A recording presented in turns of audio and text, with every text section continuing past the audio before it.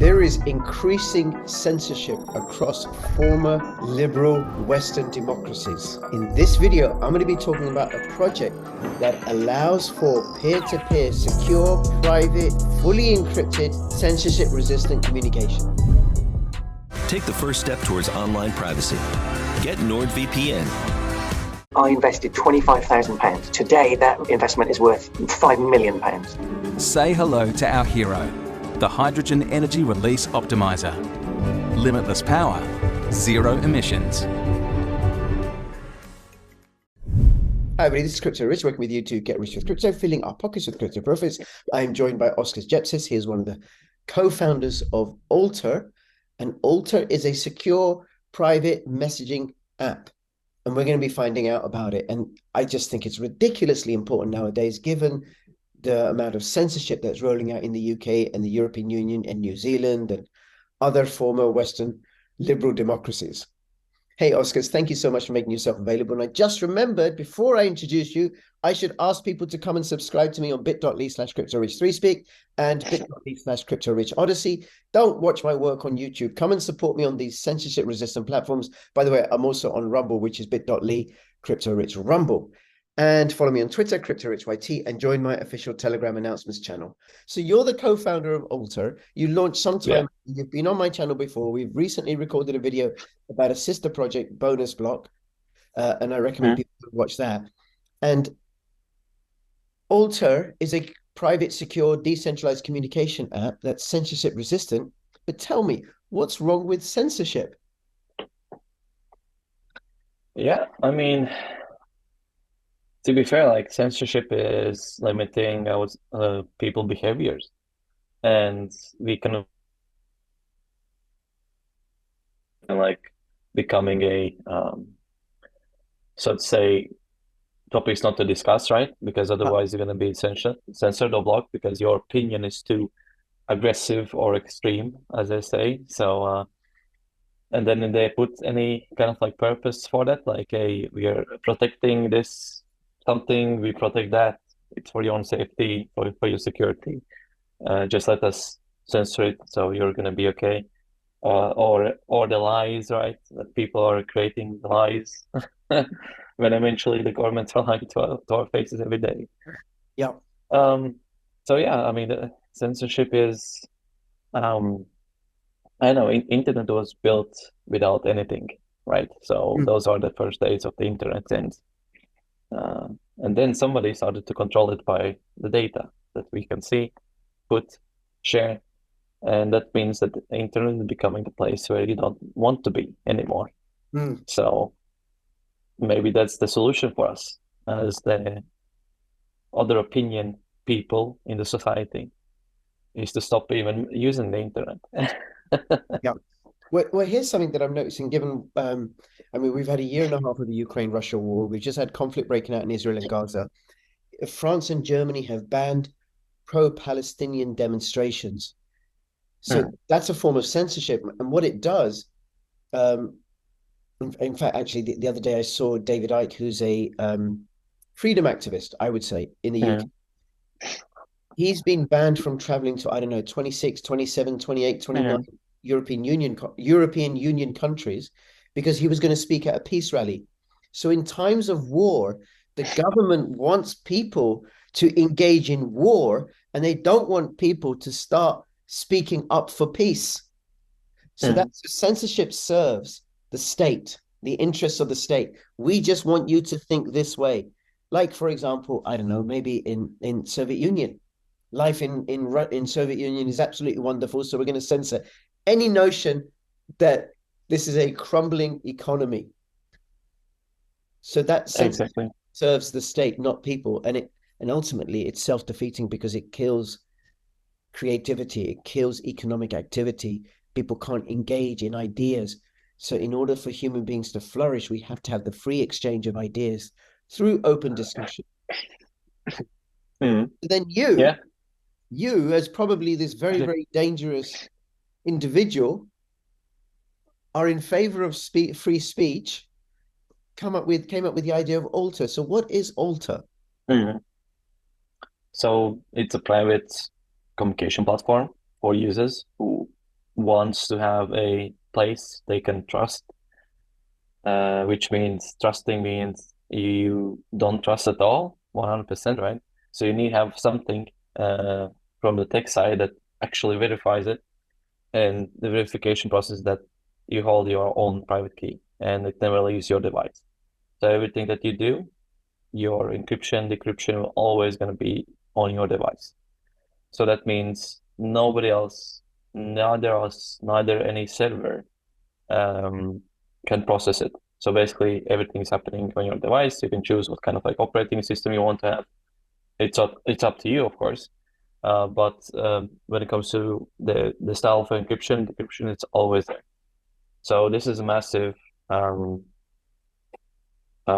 way around of how communication platforms that are encrypted works, because majority of them are always leaving the server side, the private key, which is something you don't want to share with anybody. And because with your private key, I can decrypt your info and see your messages. This is what basically European Union wants to get confirmed from the legal side, that they can have access to any messages that are encrypted, and the software companies will need to provide them a so-called access route. On our side, it's not possible because we don't control that. Our software doesn't determine that we can have that so-called tunnel to the information of decrypted info. They can only have encrypted information where we don't have any keys. And if you want to have keys, you need to ask the user itself if they want to share with you the private key. So, Right. so good luck asking everybody, especially when we don't know who is the user without any contact details. Yeah. Right. Okay. Well, let me draw comparisons with WhatsApp and Telegram so I can understand what you're saying, right? So WhatsApp and Telegram are both encrypted to a certain degree, but they hold the private. It's not encrypted. Sorry? It's not encrypted. WhatsApp is not encrypted at all? No. I thought it was. Only if you create this one-to-one chat with the person, the secret chat, that's encrypted. The rest is not. So in a WhatsApp group, the messages are all open. For WhatsApp, I mean, the encryption is not the one that you want to have, of course. Right. Okay. So it's not effective encryption. But Telegram is completely no. Like if you have just standard messages, group chats, you have no encryption. Right. But you do one-to-one, right? Which doesn't happen that One-to-one. often if you do the private, the secret chat on Telegram. But you don't know what's going on with the private key again. You don't know. Yeah, You don't see.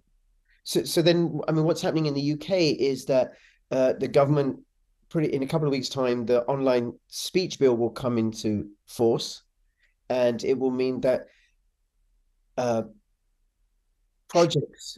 companies can get penalized if they have misinformation and disinformation on their platforms.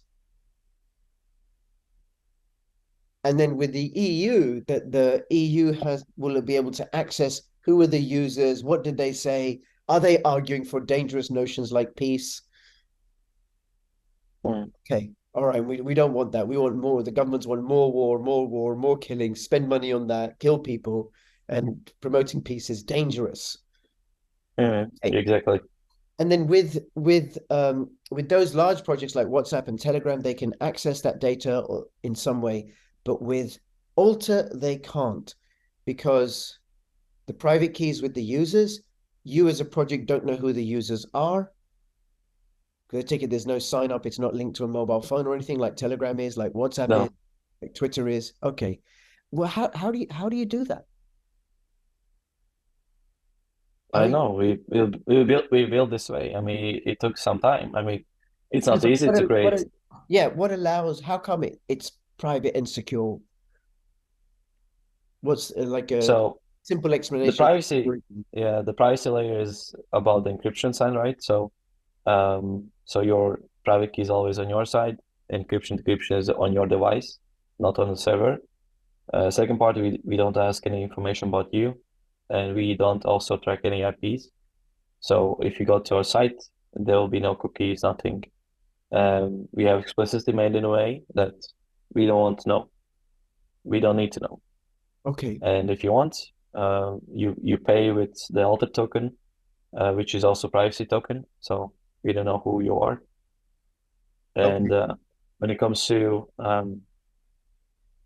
so-called accessing the platform, always like the private key serves the purpose, right? So, and if you need to clean up everything, you just regenerate the private key, because then the other side that you have been speaking with in the past will not be able to decrypt, because you have changed your keys, both public and private.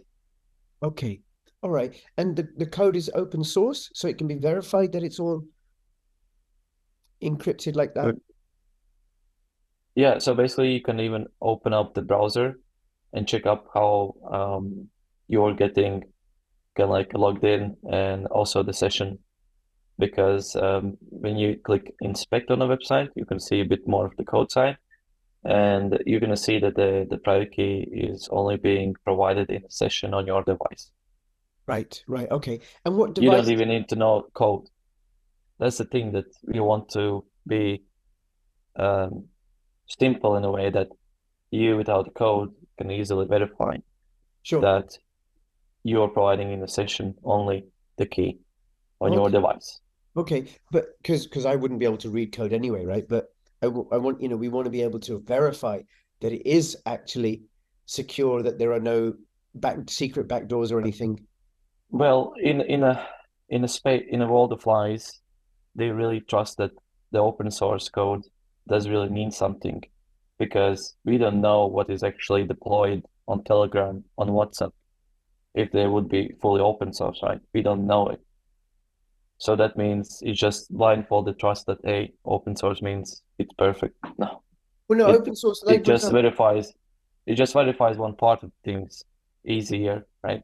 But doesn't verify what is actually deployed on the production, like what is the product that you use currently. Is it the same code? Is it the same setup? Okay. But what I mean is, like, for example, Bitcoin is open source, so thousands of programmers have looked at the code. There's no but Bitcoin is not private. No, Bitcoin's not private. It's not private, but they've been able to establish there's no secret backdoors that the CIA or the NSA have into Bitcoin, because they can check that. So how could somebody check that there are no secret backdoors with Alta's code? Yeah, we can share the code if somebody wants. Okay. All right. We can analyze it. Yeah, we don't care. As long as you don't take our code, Okay. Because we need to make also some money off it, because otherwise, yeah. Sure. And now, which platforms does it run on? Apple, iOS, Mac, Windows, Linux, Android? So basically, it's a web-based application, so it can run on any device.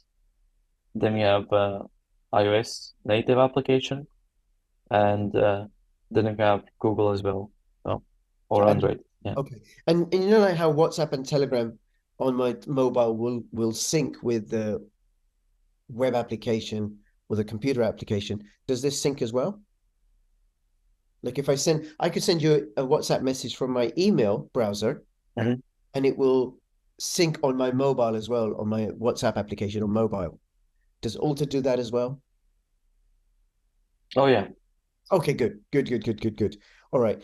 And if I'll have all the links in the description below if people want to go and check it out and stuff. Okay. Now, you said there's a token with Alta, which is a Cosmos asset, so that people can earn interest just by holding that token in their wallet and staking it. And then people can also purchase or get hold of Alta tokens within the secret ecosystem, Secret Swap or Sienna Swap. So what's Shade? No, it's only available on Shade. Oh, no, it's only on Shade. Okay, Shade Protocol. Shade's a good project. I like Shade. Shade Swap, yeah. Shade Swap. Okay, so why have a token? How does that work? Yeah, so we basically wanted to have a utility for the payments, right? Because we don't want to kind of like use and trust somebody's other project's token and exploit them. So the only way is to build our own. And the way that you can use the token is also to pay for the subscription of the profile for the altar. So if you want to use it, you need to pay with the altar token. Okay, and how many tokens a month do you need, or? So basically there's a USD worth of value for a year it's like $30, which is super low. We might even increase it now because I mean the costs are running up, but in a way that $30 per year is nothing. Even VPN is not so cheap. So yeah, and then you basically get the token on ShadeSwap. You can pay it afterwards for the subscription. We have also 14 days trial, so if you want to just check it out, we have a free registration for 2 weeks. Okay. And then people pay with the tokens, and then also they can purchase the tokens, stake the tokens, earn interest by holding the tokens. And are the tokens in limited supply, or are they going to be constant? Yeah. All right. They're super limited supply, so it's only 40 million over the next 3 years. So in general, yeah, it's always super limited, especially now. Right. And how are people finding out about Alter?